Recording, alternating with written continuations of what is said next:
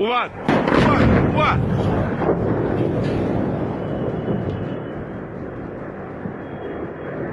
Iran दया की भीख मांग रहा है। ईरानी खुफिया अधिकारियों ने CIA से संपर्क कर संघर्ष खत्म करने की शर्तों पर चर्चा चाही, लेकिन अमेरिका ने कहा अब बहुत देर हो गई है और जिसने ट्रंप की हत्या की कोशिश का आदेश दिया था वो भी अब मर चुका है। मुझे यकीन है आपने सुना होगा कि दूसरे दिन के बाद हालात बिगड़ने वाले थे। पिछली रात ऐसा ही हुआ। सुनिए।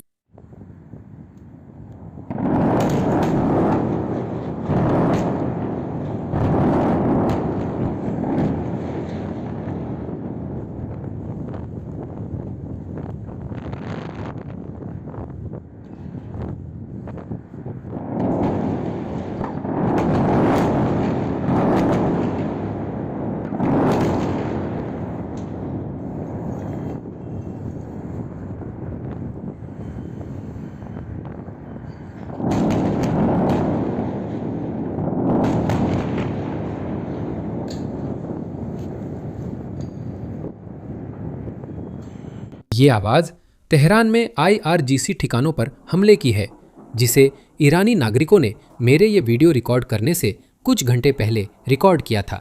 एक टिप्पणीकार ने इसे ईरानी सेना के लिए नर्क बताया। फिर हमारे पास जनरल डैन केन है, जो 4 दिन पहले शुरू हुए ऑपरेशन के पैमाने को समझा रहे हैं। ये आधुनिक इतिहास के सबसे भीषण सैन्य अभियानों में से एक है और ये आंकड़े सिर्फ पहले 24 घंटे के हैं। सुनिए। अब तक ऑपरेशन एपिक फ्यूरी ने 2003 में इराक पर हुए शॉक एंड ओवर के मुकाबले दुगनी हवाई ताकत दिखाई है।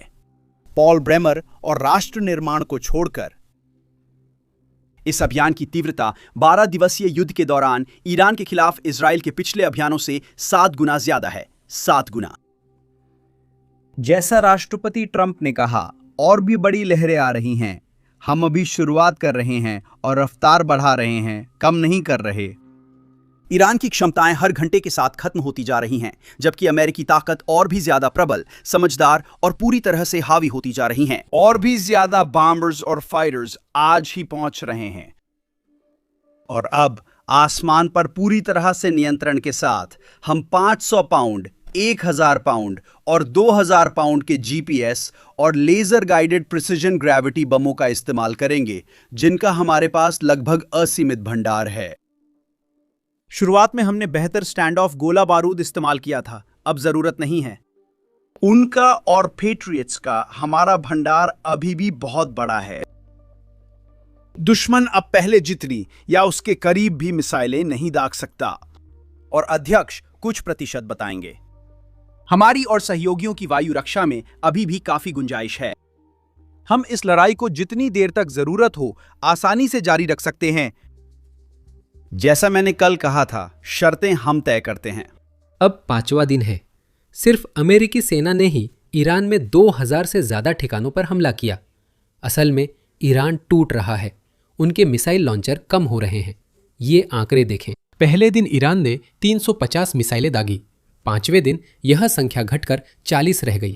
पहले दिन उन्होंने लगभग 300 ड्रोन लॉन्च किए। 5वें दिन ये संख्या घटकर 45 रह गई। ईरान की रणनीति है कि अमेरिका और उसके सहयोगी का नुकसान बढ़ाए ताकि वे युद्ध विराम मान ले, लेकिन मिसाइलें लॉन्च न कर पाए तो ये मुमकिन नहीं। मुझे लगता है ईरान को ट्विटर से सलाह मिल रही थी। उसकी गणित भी सीधी थी। वो चाहता था कि क्षेत्र में मौजूद इंटरसेप्टर्स से ज़्यादा उसकी मिसाइलें हों। फिर ईरानी नेतृत्व को लगा कि वे फायदे में रहेंगे क्योंकि उनके पास ज़्यादा मिसाइलें हैं। लेकिन यहीं पर वे भूल गए कि अमेरिका और इजराइल ने सिर्फ मिसाइलों को ही नहीं बल्कि लॉन्चर्स को नष्ट करने पर भी ध्यान केंद्रित किया है। ईरान के पास हजारों मिसाइलें जमा हो सकती है, लेकिन अगर उनके पास उन मिसाइलों को लॉन्च करने के लिए लॉन्चर्स नहीं है तो इसका कोई मतलब नहीं है। 3 दिन पहले इजरायली अधिकारियों से पता चला कि ईरान की लॉन्चर क्षमता आधी रह गई है और अब स्थिति और खराब हो रही है। 2 घंटे पहले आई एक रिपोर्ट के मुताबिक ईरान के पास अब सिर्फ कुछ ही दिन और मिसाइल हमले करने की क्षमता बची है। इसलिए नहीं कि उनके पास मिसाइलें खत्म हो रही है, बल्कि इसलिए क्योंकि उनके लॉन्चर खत्म होते जा रहे हैं। ईरान के लिए लॉन्चर एक तरह से एक बार इस्तेमाल करने वाली चीज है। वे इसे एक बार इस्तेमाल करते हैं, फिर अमेरिकी निगरानी उसे ढूंढ लेती है और फिर उसे तबाह कर देती है, इससे पहले कि वे उसे वापस सुरक्षित जगह ले जा सके। इसी कारण हम पूरे मध्य पूर्व, जिसमें खाड़ी देश और इजराइल शामिल है, में हमले कम होते देख रहे हैं। यह जनरल केन फिर से गिरावट समझा रहे हैं। आज सुबह तक यूएस सेंट्रल कमांड लगातार प्रगति कर रहा है। ईरान की थिएटर बैलिस्टिक मिसाइलों की फायरिंग पहले दिन की तुलना में 86% कम हो गई है और सिर्फ पिछले 24 घंटों में इसमें 23% की कमी आई है। और उनके आत्मघाती अटैक ड्रोन की फायरिंग शुरुआती दिनों की तुलना में 73% कम हो गई है। इस प्रगति ने सेनाकॉम को ईरानी तट के दक्षिणी हिस्से में स्थानीय वायु श्रेष्ठता स्थापित करने और उनकी रक्षा प्रणाली में जबरदस्त सटीकता और फायर पावर के साथ घुसपैठ करने की अनुमति दी है। अब हम अंदरूनी इलाकों में विस्तार करना शुरू करेंगे, ईरानी क्षेत्र में और गहराई तक प्रहार करेंगे और अमेरिकी बलों के लिए अतिरिक्त गतिशीलता की स्वतंत्रता बनाएंगे। और अब कुछ दिलचस्प और थोड़ा विडंबनापूर्ण है।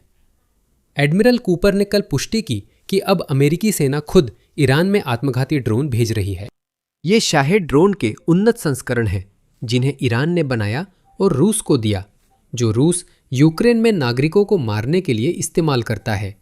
सोचिए, अमेरिका ने उसी डिज़ाइन को सुधारकर ड्रोन बनाया और अब वही ड्रोन ईरान भेज रहा है, उन्हीं लोगों को निशाना बनाने के लिए जिन्होंने इसे बनाया था। सुनिए।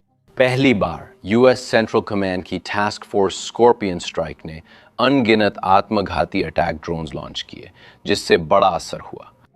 मैं बताना चाहूँगा कि ये ड्रोन ईरानी डिज़ाइन के थे।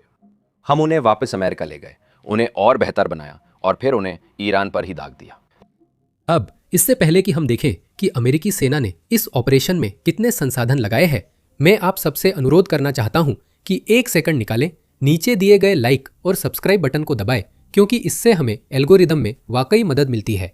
अब ये वे आंकड़े हैं जिन्हें एडमिरल किंग, जो सेंट्रल कमांड के कमांडर हैं, ने सार्वजनिक किया।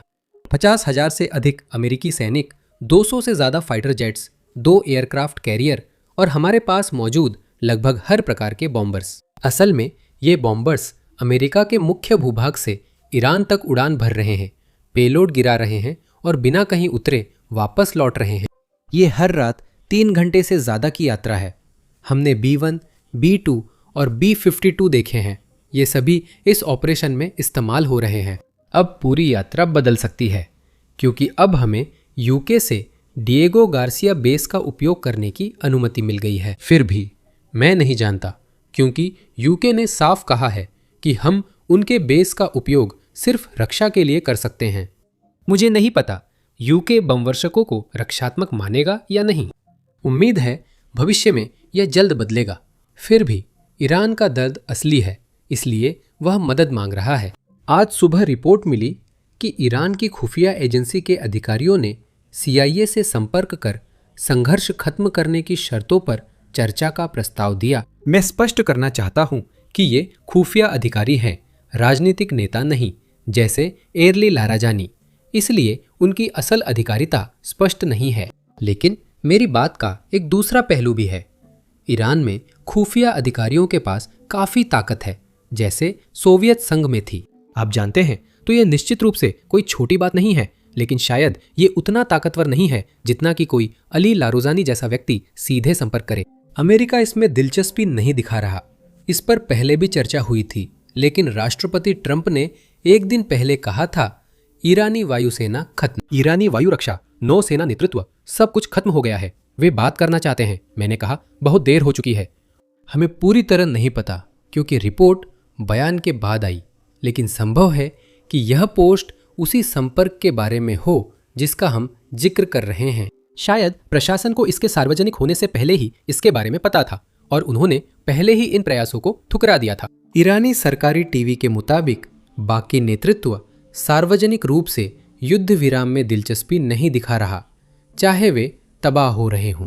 अब ट्रंप प्रशासन ने कहा है कि शासन परिवर्तन इस अभियान का घोषित उद्देश्य नहीं है।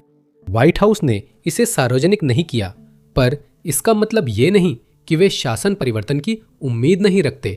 कुछ तैयारियों और रिपोर्टों से लगता है कि शासन परिवर्तन ही लक्ष्य है, पर इसे आधिकारिक रूप से नहीं कहा गया है। शासन परिवर्तन पर राष्ट्रपति ट्रंप से हाल ही में पूर्व शाह के बेटे राजा पहलवी के बारे में पूछा गया। सवाल था कि क्या राजा पहलवी शासन परिवर्तन के बाद ईरान का नेतृत्व करने के लिए अच्छे विकल्प हैं? ट्रंप का जवाब दिलचस्प था। उन्होंने सार्वजनिक रूप से वही कहा जो कई ईरानी विशेषज्ञ पहले कह चुके हैं। पहलवी विदेशों में लोकप्रिय है, लेकिन ईरान में उनका समर्थन उतना मजबूत नहीं है जितना लोग मानते हैं। मैं जानता हूं कि कई लोग ये सुनकर भावुक हो जाते हैं, इसलिए स्पष्ट कर दूं कि राष्ट्रपति ट्रंप इसे सीधे देख रहे हैं। मेरा मानना है कि उनके पास वीडियो देखने वालों से बेहतर खुफिया जानकारी है। तो सुनिए। क्राउन प्रिंस रेजा पहलवी के बारे में क्या आप उन्हें विकल्प मानते हैं? मुझे लगता है कि वो हैं, कुछ लोग उन्हें पसंद करते हैं। हमने उनके बारे में ज़्यादा नहीं सोचा। मुझे लगता है कि कोई अंदर से ही शायद ज़्यादा उपयुक्त होगा। मैंने ये कहा है, वो बहुत अच्छे इंसान लगते हैं।